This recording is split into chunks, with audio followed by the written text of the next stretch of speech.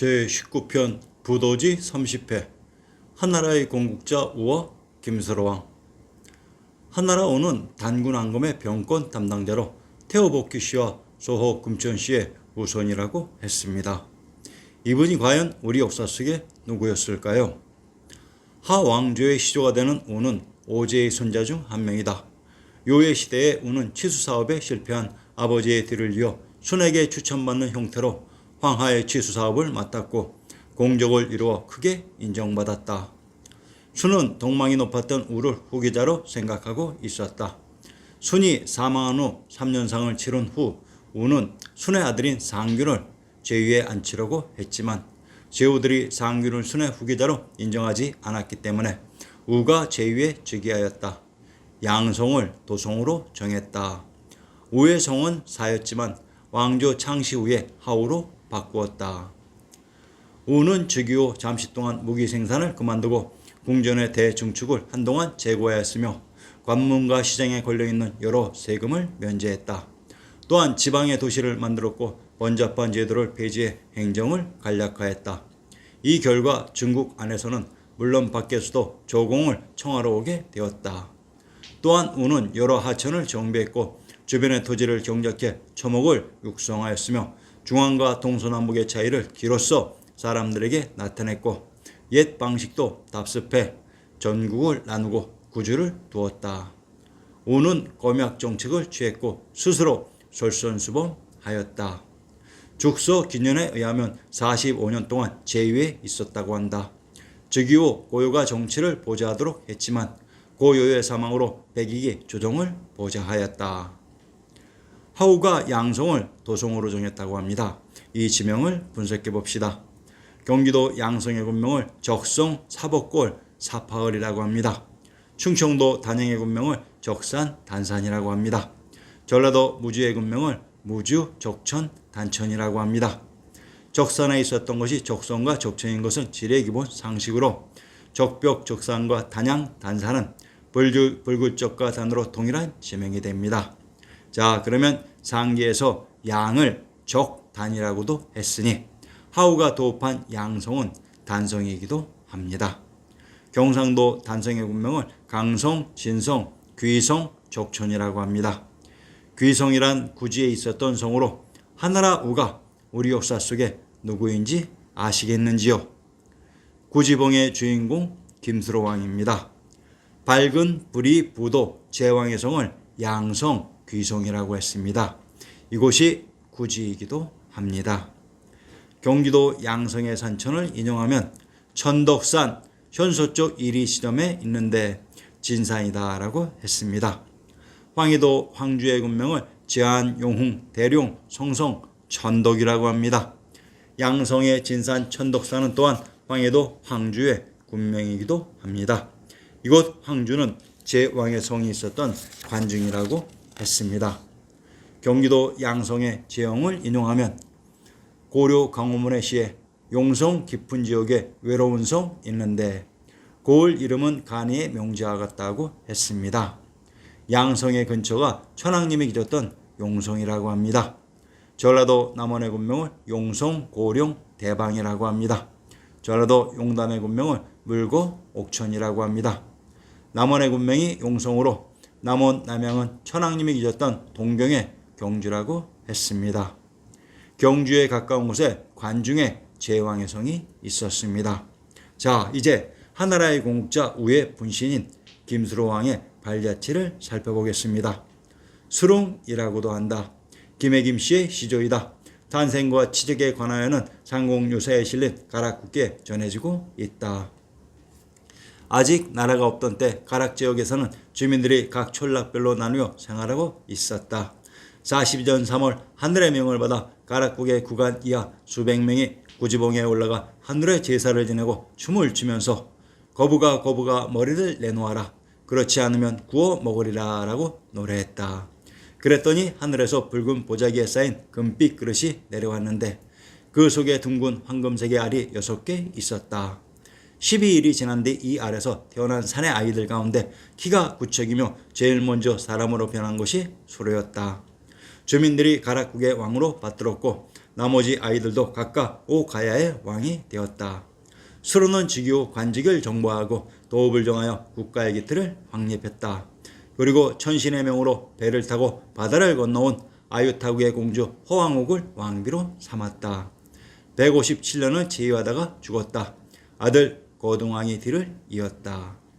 이 신화는 청강난생신화로서 우리나라 고대국가 성립기에 흔히 보이는 건국시조 신화와 흐름을 같이 한다. 이는 북방에서 이주한 이민 집단이 낙동강 하구 유역의 토착 선주민들과 결합하여 초기 국가를 형성해 나갔던 사실을 반영하는 것으로 풀이된다. 수로가 6개의 알 중에서 가장 먼저 태어났다는 표현은 가락국을 중심으로 여러 가야국들을 통합하려는 의식을 반영하는 것으로도 보인다. 또한 3월의 목욕제교로 잡스러움을 떨쳐버리고 성스러운 곳에 모여 하늘에 제사하고 춤과 노래로 풍요와 안녕을 기원한 뒤 하늘의 권위에 부여받는 수장을 선출하는 내용에서 국가 형성 이전 단계의 소박한 사회 풍속과 정치 운영의 일면을 살펴볼 수 있다. 수로왕이란 곧 이러한 단계에서 김해 지역에 존재했던 수장을 상징적으로 표현한 것이다. 근간가야가 신라에 병합된 뒤에도 수로왕은 가야의 시조로 계속 받들어졌다. 문무왕은 수로왕릉의 관리를 위해 위전을 설치하고 능묘의 제례를 후손이 계승하도록 했다. 영신군가, 구지봉 영신가라고도 한다. 가락국 시조 수로왕의 강림 신화에 곁들여 전한다.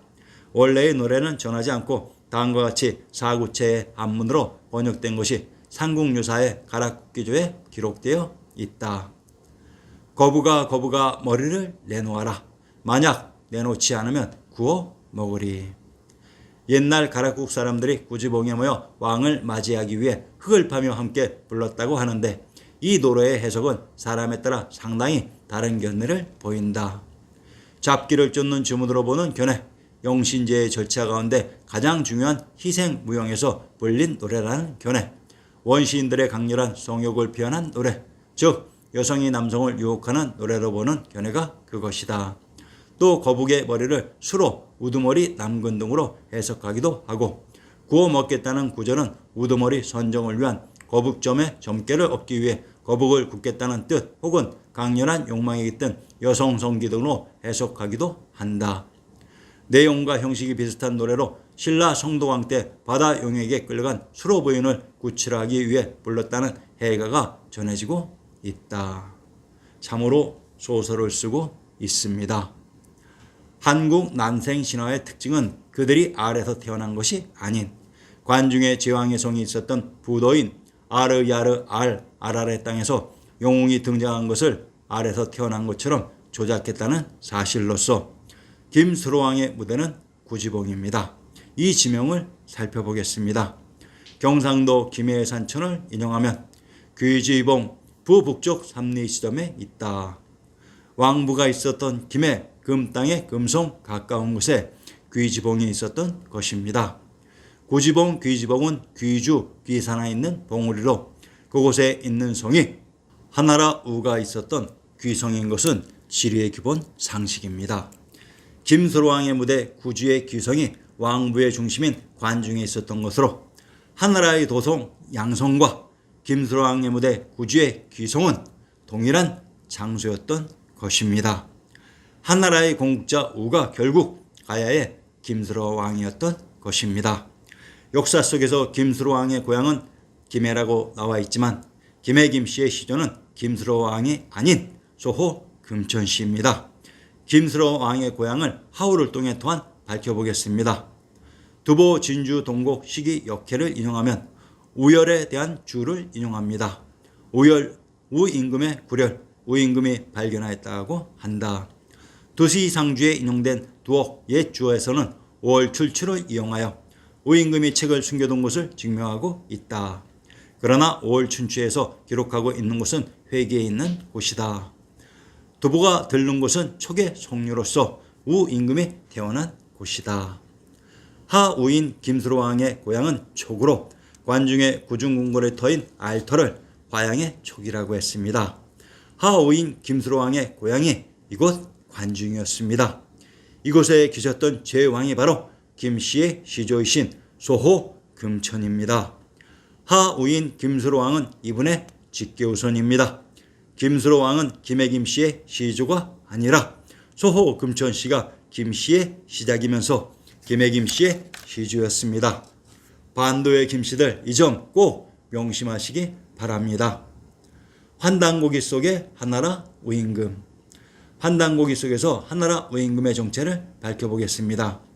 단군께서 단정하게 앉아서 세계를 안정시키며 현묘한도를 얻으시며 뭇 백성들을 교화하실세 팽우에게 명을 내려 토지를 개간하게 하시고 성조 대신으로 집을 건축하게 하시며 고시로 농사를 주관하게 하시며 신지로 역사를 기록하는 문서를 관장하게 하시고 기성으로 의학을 관장하게 하시며 나흘로 호적을 주관하게 하시고 희로써 날씨와 전문을 관장하게 하시고 우로써 병마 군사를 짓게 했다. 하백의 따님을 맞이하셔 왕비로 삼으사 누에를 치게 하시니 순박하고 두터운 정치가 사방에 거듭빛이 나는구나. 우로써 병마 군사를 짓게 했다. 한나라 우는 단군왕검의 병권 담당자였습니다. 그래서 단군왕검의 특사 유호씨와의 싸움에서 항상 수적으로는 유리했던 것이었으나 천하의 대의명분에서 패했던 것입니다. 한나라의 재건. 우리의 역사 보도지에서는 한나라의 공자 우가 유호씨의 군대에 패해 자신의 기반지역인 모산 진지에서 죽었다고 했습니다. 그러면 조작된 차이나 역사에서는 하우가 어떻게 되었는지 살펴보고 한나라의 재건을 살펴보겠습니다. 하우는 동쪽을 순행하다가 회계에서 세상을 떠났다. 천하는 우순의 아들 이객에 주어졌다. 3년상이 끝나자 이건 하우의 아들 계에게 양보하고 기산 남쪽으로 도망쳐 숨었다. 부도지에서는 제후요와 우수는 단군왕검의 특사 요시의 아들 유상에게 처결되었으나 차이나 역사에서는 제후요는 우순에게, 우수는 하우에게 왕위를 전했다고 조작했습니다. 그런데 모든 시구에서는 우순이 하우에게 죽은 이비의 애원이라고 슬프게 노래하고 있습니다. 결과도 역으로 전도해서 모두 역사를 조작했던 것입니다. 자, 그러면 그 조작의 일면을 살펴보겠습니다. 하우 제게는 우의 아들이다. 유호씨가 복종하지 않자 걔가 토벌에 나서 감에서 크게 싸웠다. 전쟁에 앞서 감서를 짓고 육경을 소집하여 경고했다. 마침내 유호씨를 멸망시키자 천하가 모두 인사를 올렸다. 하우의 아들 제게가 단군왕검의 특사 유호씨를 멸망시켰다고 합니다. 단군왕검의 특사 유호씨와 하우 제게가 싸운 감 지역을 먼저 살펴보겠습니다. 경상도 계령현의 군명을 청주, 감문, 감주라고 합니다. 충청도 청주의 군명을 청주, 청천이라고 합니다. 경상도 계령의 군명이 감주로, 경상도 계령과 충청도 청주는 청주의 군명이 중복되는 동일한 지명으로, 청주는 김해와 동일한 지역으로 금강산에 기대고 청하인 한강 압록강이 흘러가며 주위로 영주산인 한라산이 보이는 곳에 위치되어 있었다고 했습니다. 조작된 차이나 역사는 하우의 아들 제게가 단군왕검의 특사 유호씨를 멸했다고 조작했습니다. 한나라 우가 김수로왕으로 소호 금천이 계셨던 관중의 촉 출신으로 단군 왕검으로부터 천주가 있었던 개경서울의 창령인 하땅을 봉지로 가지고 있다가 당땅인 남영을 기반으로 관중에서 반란을 일으킨 제유와 우순을 단군왕검의 특사 유호씨가 진압하고 이때 비어있던 제왕의 성 한성인 양성을 하우가 점거하면서 황제를 징했고 이때 천황님께서 따님인 호황옥을 관중의 하우에게 보낸 것이며 이후 단군왕검의 특사 유호씨와는 전쟁이 벌어졌고 이때 하우가 자신의 봉지였던 모산 진지에서 전사하면서 하우의 세력은 붕괴되었던 것입니다.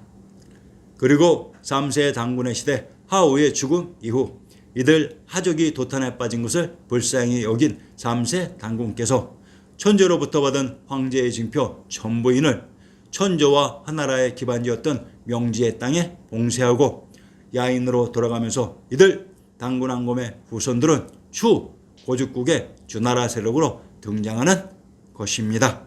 자, 이제 우여곡절 끝에 한나라가 재건되었습니다.